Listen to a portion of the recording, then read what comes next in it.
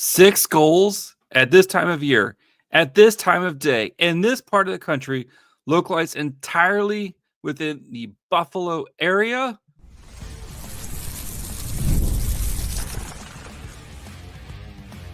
You're Locked On Sharks, your daily podcast on the San Jose Sharks, part of the Locked On Podcast Network, your team every day.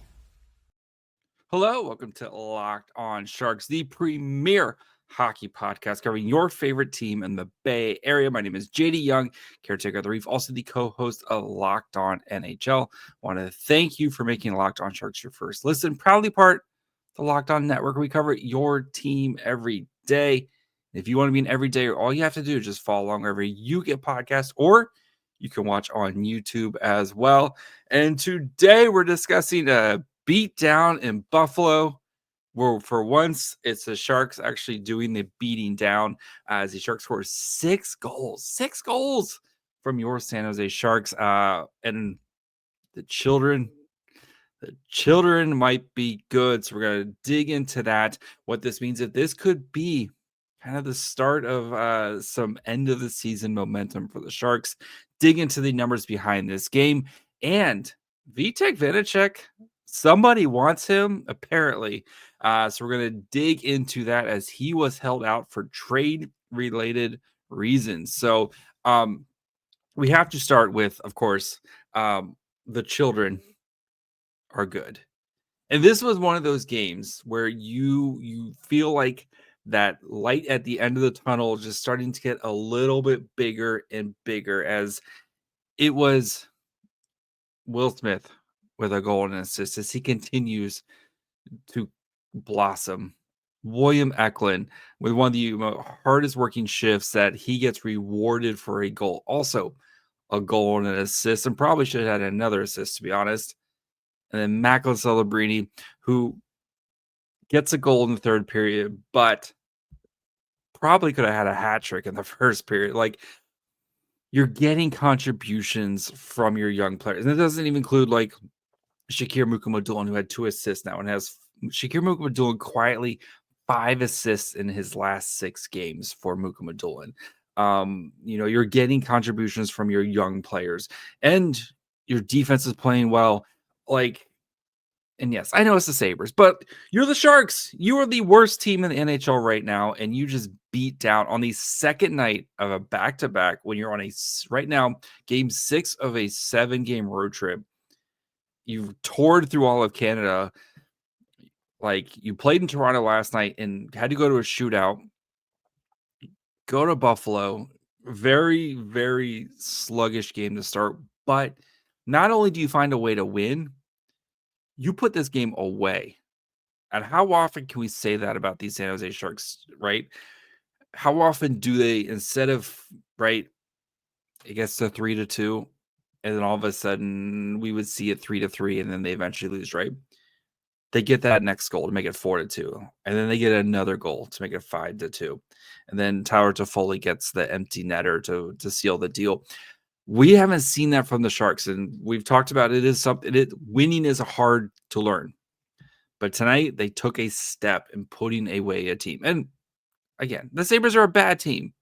So are your San Jose Sharks, right? Your San Jose Sharks are a bad team. There's a reason why that they've lost so many games this year. But this feels like one of those kind of just those nice little steps. And as the Sharks here, they have 20 games left. Maybe start to build some momentum heading into the off season, and hopefully this is one of those games where you look at it as like, man, this was a nice one. But back to Celebrini, Eklund, Will Smith, all these guys showing you why they're going to be foundational pieces of your next core tonight, right? Eklund just kind of doing all the little bit of the dirty work that you need, right? And again, that goal takes a massive cross check to his right in his side, right below the that hurts. Down on the ice for a second, gets up, finds some quiet space, and just a beautiful shot, like short side, great shot. Like, he couldn't have walked up and placed it any better than that. William Eklund now has already surpassed his point total from last season, despite their one being 20 games left in the season, and two, remember, he missed a week he missed, a handful of games because of a concussion at the end of around the holidays. Eklund just continuing to blossom and really rounding out his game and showing why he's going to be a massive, massive part of what the Sharks are building, right? Being that first foundational piece for the San Jose Sharks in this rebuild. He is coming along, guys. Like, he is coming along. And as the Sharks continue to get better, that point production is going to continue to rise and rise, as they're not one of the worst scoring teams in the NHL. And they, hopefully become one of the best scoring teams in the NHL. And he's going to be a big part of it. But Smith tonight continuing to do Will Smith things. That freaking goal, man, where he just looks off, and an absolute snipe, right? Like, just that's what makes him special. And you see the passing from like Will Smith, and much more like we know Will Smith plays a much more subtle game than Celebrini. We're going to talk about Celebrini here more in a second, but like just the little things that Smith does, and he's been growing. And we did a full breakdown on Monday's episode about Will Smith and kind of his production and how he just looks more comfortable. And you saw it again tonight, right? And Ryan Warsofsky has gone back to the Celebrini Smith pairing, and spoiler, that line was really good tonight for the Sharks.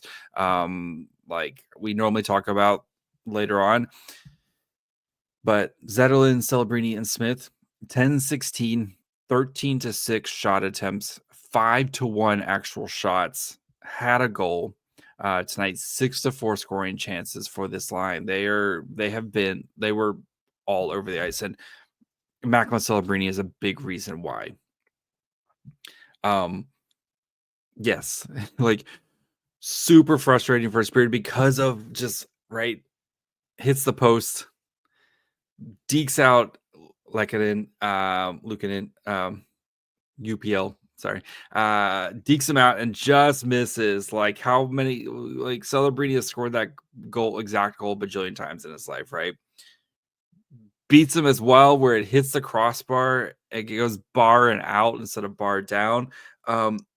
It would have been so easy for Celebrini to just be like, it's not my night, right? It is not my night. But the kid just keeps going, man. He is an absolute pit bull. He is a bully. He is going to, like, you see why he is the piece, right? And everything's going to be built around Celebrini. And the Sharks already have a lot of great pieces. Like Smith and Eklund are going to be great complementary pieces to Celebrini. And like I say that in the best term, right? Like, I'm not trying to degrade Smith and Eklund and what they're going to be. But Celebrini is like what he's doing now. And I'm already seeing the like, well, maybe the Calder Trophy should go to, Mitch Koff, who's, scoring more, or Dustin Wolf. And so it's like, just go watch the last minute of the second period of Celebrini. And our good friend Shing Peng called it Celebrini's Terror Dome, is what he called. Like, he just bullies these guys, and he does whatever he wants. Wins puck battles. He scores. He assists. Like, Celebrini he's so damn good. It's ridiculous at what Celebrini is doing right now as an 18-year-old child. What were you doing when you were 18? Because it definitely wasn't dominating NHL players, bullying NHL players like Macklin Celebrini is. He gets rewarded with a goal. That shift, the Celebrini goal, one, Mario Ferraro, great check to keep the puck in, right? Just comes in and just lays the body down. And Mario Ferraro has played excellent, has played out of his mind on this road trip. Absolutely out of his mind on this road trip. I don't know whatever happened to, maybe it was just getting married, whatever it was. The dude has been on a different, like, this is the Mario Ferrara we hoped for way back in the day. And we're finally getting it now. Anyway, Eklund digs it out, right?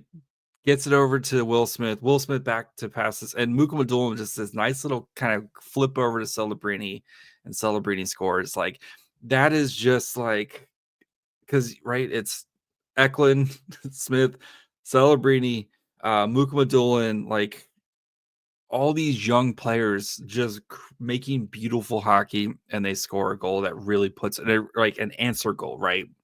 Because you just given up a goal to make it 3-2. We felt very much like, oh, could this be another potential down the drain situation for the Sharks? And the children, they come out and they put this thing away. So we're going to dig into the numbers of this game a little bit more, talk about Vitek Vancecek. And apparently, again, somebody wants Vitek Vancecek. So we'll get to that here in just 1 second. When the game tips off, the NBA action is just getting started, and there's no better place to get in on it than FanDuel, America's #1 sportsbook. With FanDuel, you can place live bets throughout the game, so even if you miss the opening tip-off or want to bet on a fourth quarter comeback, you can stay in on the action. If you're looking for a bigger payout, you can even combine your live bets into a same-game parlay. Of course, just bet on Steph Curry to do cool Steph Curry things, and you're probably going to have a great time. And when Steph Curry does cool things and you win with FanDuel, you get paid instantly. And the app, super easy to use. Right now, new FanDuel customers can get $150 in bonus bets if your first $5 bets wins. Just visit FanDuel.com to join today.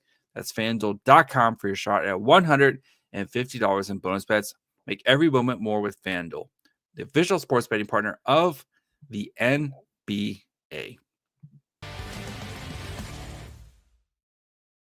All right. Before we get into the numbers of this game, do of course want to thank you guys for making Locked On Sharks your first listen. If you haven't yet, perfect time to subscribe. Of course, we have the trade deadline on Friday. Your Sharks are on fire right now with a back-to-back win and a huge game on Thursday against the Colorado Avalanche. Plus, plenty of draft profiles coming. We got another one scheduled for next week. So plenty of great stuff here at Locked On Sharks. Wherever you get podcasts. And of course, you can watch on YouTube as well. All right. Numbers behind this game. So, little interesting because like some of the numbers do favor the Sabres, and the Sabres did a really good job of kind of pushing back, right? Kind of in the middle of the first period, they kind of push back. Middle of the second period, they kind of push back.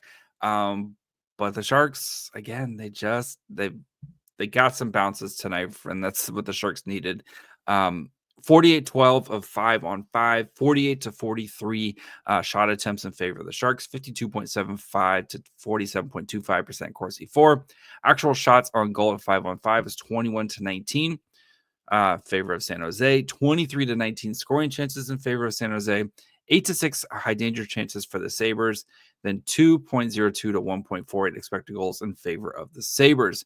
The Sharks scored, other than the empty netter, all their goals at 5-on-5, which was kind of surprising. I thought the Sharks were going to need to get a power play goal in this game to kind of have a chance. And nah, man, they just put them all up at even strength. So as for the forward lines, Klim Kostin came in for Carl Grundstrom. That was the only change.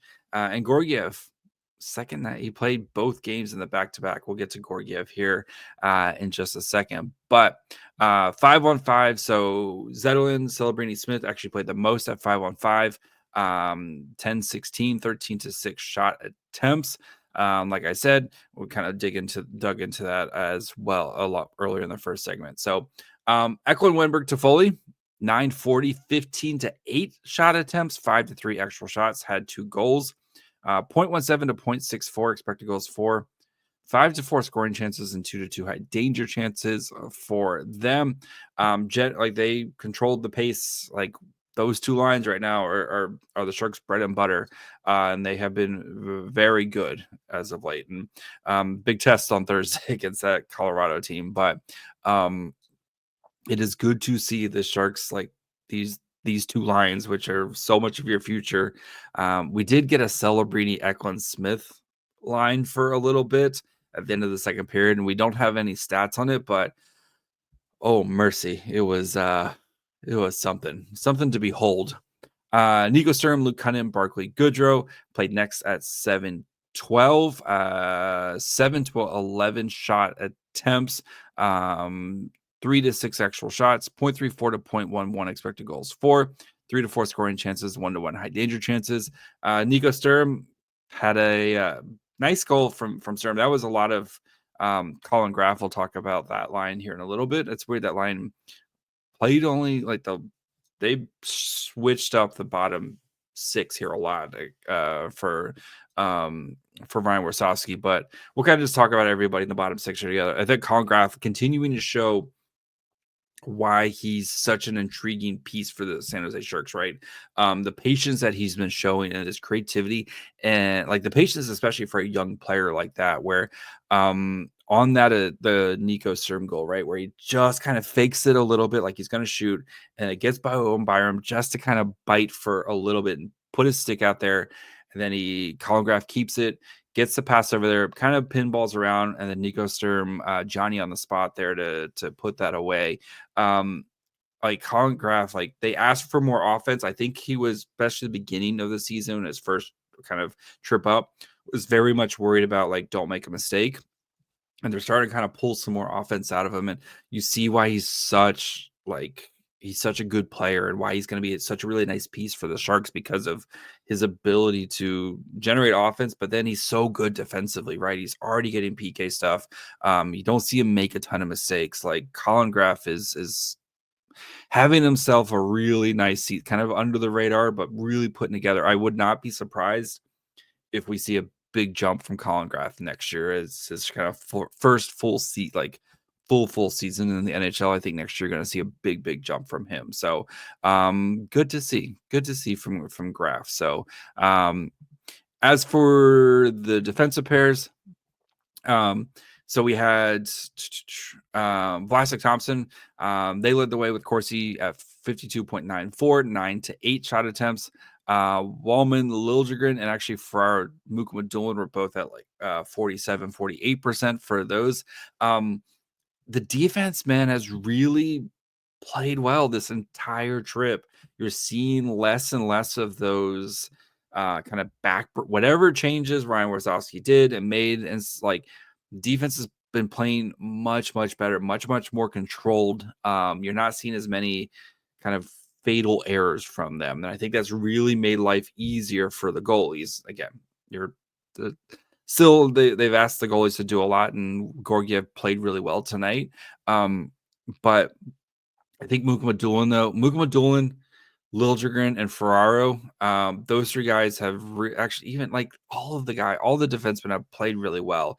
But Mukhamadullin, like you were seeing the confidence grow, his ability to turn defense into offense. He had a shot block in the first period, high slot shot block. He gets it and then corrals it and then pushes, right? And that's when Mukhamadulin's at his best, right? When he just makes a decision and goes. He did that tonight, got a really good shot on goal, got an assist on Celebrini's goal. Like Mukhamadullin has, I think, really settled into the NHL here. And I think this is a big development, especially with, basically the first half of the season lost due to his groin injury. And then Liljegren, the same thing. This whole road trip has been playing really well. You see him kind of jump into the offense a little bit more. Good that he got a goal. That's 2 goals, right? In the past couple games for Liljegren here. That's why you brought him in, is to try to kind of be that two-way defenseman. And you're starting to see that from him. So, and like I said with Ferraro, man, Ferraro's not always been my favorite player. The dude's been playing really well right now. So we'll see where this leads with him and the Sharks and stuff, but he's been playing really well. So and then Georgiev, you have to, hats off to him, man. Battled last night against the Maple Leafs, was excellent in the shootouts against that ridiculous lineup that they can put out in the shootout. Comes back tonight, right? Second night of a back-to-back that we all thought Vancecek was playing. 20 saves on 22 shots. A credit to the Sharks for helping to limit what the Sabres were doing. 2 goals on 2.18 expect goals against, 909 save percentage, 4 high danger, 5 of 5 mid danger, and 11 of 13 low danger. And like both those those are just clean shots. That JJ Peterka shot was clean, and good luck trying to stop that Tage Thompson. That thing was a freaking cannon. Like he was excellent tonight, made the big saves when he had to. But you see the defense and the goaltending working, like defense is making life easier for Georgiev. He's not under siege as much, and he responded tonight. So, yeah, you got to feel really good about this Sharks win and just seeing the progress of this team, especially after, since the Four Nations, the team has been just a different team. That break couldn't have come at a better time, and this team has just been playing better right now. So, and they're getting rewarded for their efforts. So, we're gonna put a bow on this game because we got trade deadline stuff to talk about, and apparently somebody wants Vitek Vancecek, so we're gonna dig into that here in just 1 second.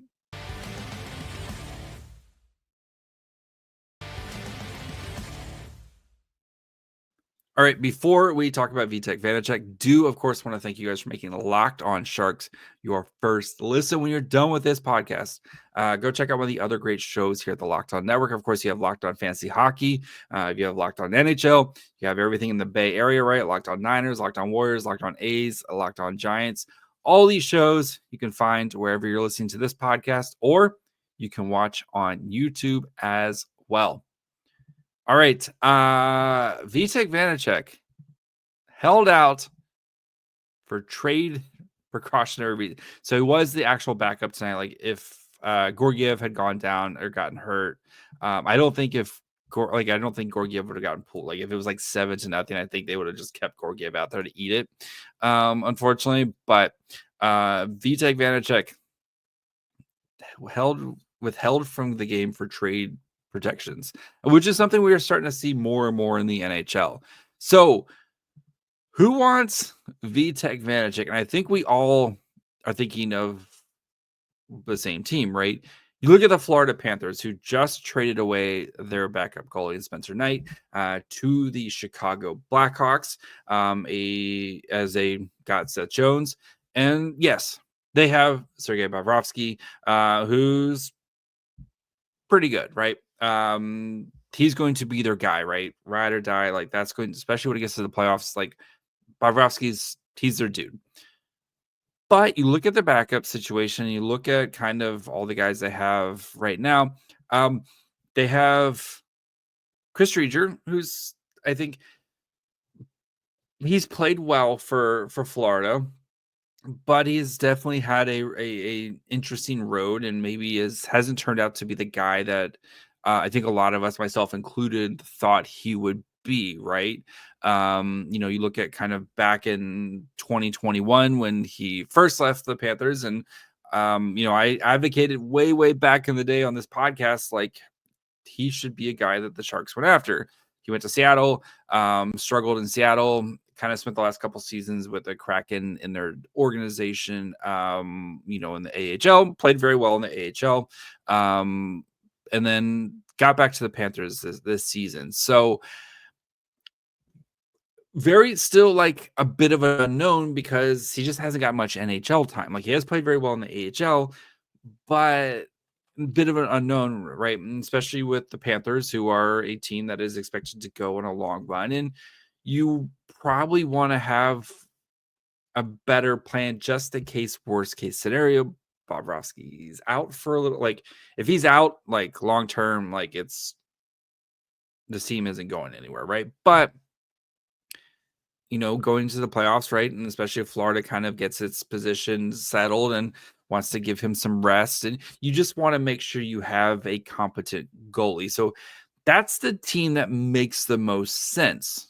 What type of return?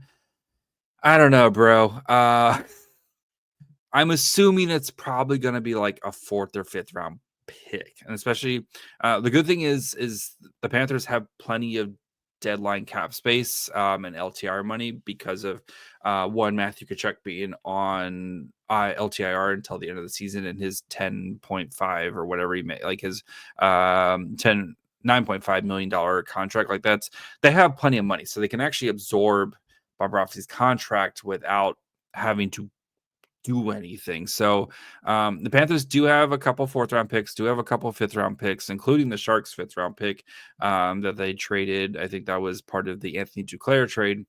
Maybe you get something back, like you're not getting anything back of meaning, like, and that's fine. Like that's fine. Like you're getting pieces that you can go do something else with, and if that helps grease the wheel for a trade later on, cool, man. Like that's fine. So but it does leave the question, if you do trade Vancecek, what are you going to do in net, right? Because Askarov is like he hasn't returned from his injury with the Barracuda. You have Gorgy Romanov, who's just got back from an injury himself with the Barracuda, has played or at least appeared in a couple NHL games. And then you have Gabe Carrier, who's not even he's on an AHL deal, like, and Aaron Dell, good friend Aaron Dell. I think if the Sharks do trade Vitek Vancecek, we might see a situation like we did last year, where the Sharks went out and traded for Devin Cooley, and like gave him a chance, and Cooley really kind of turned that into, like he parlayed that into a NHL deal with the Calgary Flames, has been killing it down in the AHL. Has kind of been the Flames' 3rd goalie this year if they need him up for a like situation. That's kind of, he's just been the Flames' 3rd goalie. So you look at a certain team that just acquired a goalie and actually has a lot of goalies right now, and that's the Chicago Blackhawks, right? You have Spencer Knight, who they just acquired, is signed for this season and next year.